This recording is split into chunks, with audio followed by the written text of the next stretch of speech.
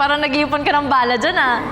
Oo nga eh. Hindi, Oo. kasi syempre, ngayon medyo naiikot na natin. Hindi lang naman ako. Syempre, ikaw, naiikot mo na rin ng celebrity dance stars. Okay. Anong parang feeling mo or nararamdaman mo nakakaiba from me sa kanila? Siguro, hindi lang sa sayaw. Kasi iba't ibang style yan eh. Siguro, I think sa ano okay, gets, minsan sa emotions o depende sa... Kasi di ba minsan pag sumasayaw, kailangan connected kayo eh. Minsan kahit di mo siya makita, ramdam mo yan dapat eh. So I think, hindi na ako sasagot. Tanongin ko na lang siya. Parang mas alam mo pa yung sasagutin ko. Hindi, pero kasi yung ano ko talaga with Paul, as in, connection talaga. Parang since nung episode 2 natin, magkasama tayo doon. Since noon, ano na tayo eh, as in, usap talaga tayo lagi eh. So I think part din talaga. Kasi sinabihan din kami ni Coach LA pala na usap kayo. Ganun siya lagi eh.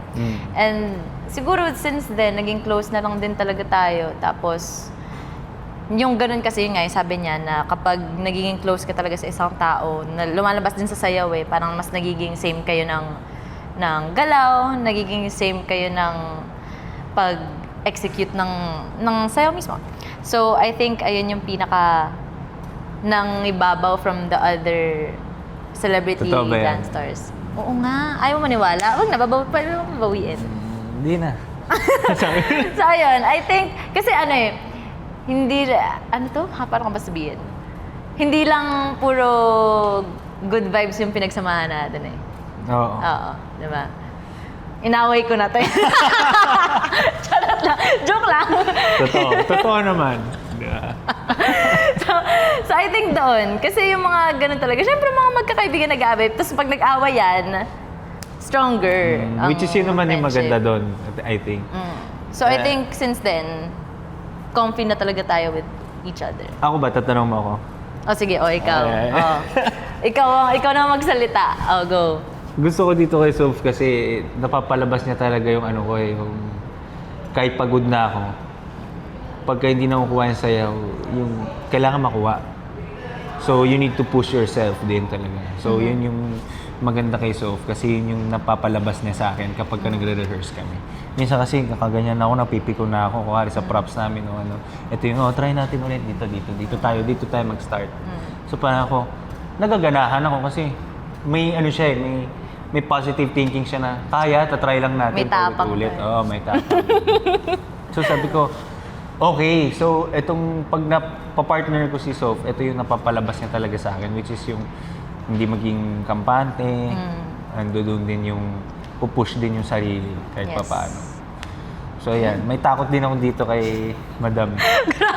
Sobra yung sa takot. Pag nagsabi niya, simula tayo dito sa Hindi kasi, si Paul kasi, nakikita ko na yun eh, pag biglang nananahimik sa rehearsal yan, ano na to, umiinit na yung dance floor, umiinit na, ganun yung feeling eh. Sabi ko, okay ka lang? Yun na. Yeah. Hindi ko naman ini-invalidate syempre yung nararamdaman niya, pero naiintindihan ko naman. Kasi dumaan din naman ako sa ganyang mga frustrations, and nakita rin naman niya yun. So, yun. 4, 5, 6, 7, 8. 1, 2, 3, 4, 5, 6 ka pumapasok. Oo. Kasi tinitingnan ko pa siya. 5, 6, 7, 8, 1. Tapos nawawala lang yung lines nyo, na-overpower kayo ng popping, nawawala na yung dance, nawawala yung linya ng arms nyo, ng katawan nyo. Okay, nakakalimutan nyo siya. Alright? Ito, Coach. Yeah. Focus lang tayo. Isa pa. Same marker. 5, 6, 5, 6, 7, 8, 1, 2, 3, 4, 5, 6, 7, 8, 1, 2, 3, 4, 5, 6, 7, 8, 1, 2, 3, 4, 5, 6, 7, 8, 1, 2, 3, 4, 5, 6, 7, 8, 1, 2, 3, and 4, and a 5, 6, and a 7, 8, and a 1, 2, 3, 4, 5. Wait lang guys, sobrang mess up na ng counting niya. Parang may something dun sa apak mo. Nag-iba ka. So from here, di ba unang step mo left? 1, 2, 6, 7, 8. Oo, kasi kanina nakita ko nandito ka na eh. left yung pinang-apak mo. Sige nga, dun tayo. Doon tayo. From rewind mo. From popping here. Sige. 7, 8, and 1, 2, 3, 4, 5, 6, 7, 8, and 1, 2, 3, 4, and 5, 6, 7, 8. Okay. Feeling ko kailangan ko pa mas confident yung attack nyo doon. Kasi nalalaman ko pag nagkakamali or nag-struggle dun sa feeling nyo eh. Kailangan sabihin nyo lang. Sabihin nyo lang siya. Okay? Alam ko mahirap. Pero dapat wag nyo ipa-feel sa props nyo na mahirap yung ginagawa nyo. Papahirapan kayo lalo niya. Okay? Trust lang din talaga sa sarili natin din, no? Kasi we have the trust sa isa't isa. Trust natin sa sarili na kaya natin yun. Yeah. So, try lang kami ng try. Mahaba-haba pa ang laban. Kayang-kaya pa. Kaya natin. Para pagdating dun sa main, perfect. Di ba?